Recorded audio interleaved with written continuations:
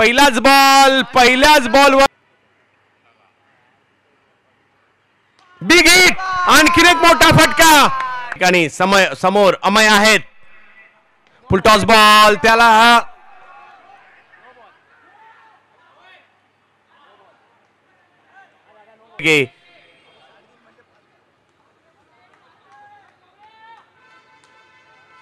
Amay बिरमोळे.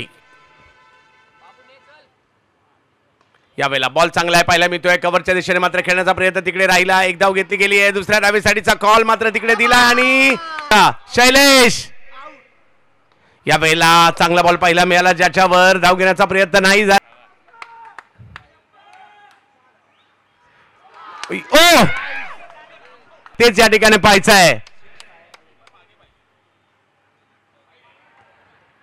Yes, या ठिकाणी yes Shailesh Shedge आप्पा. या आप्पाचा विषय आता हार्ड आहे.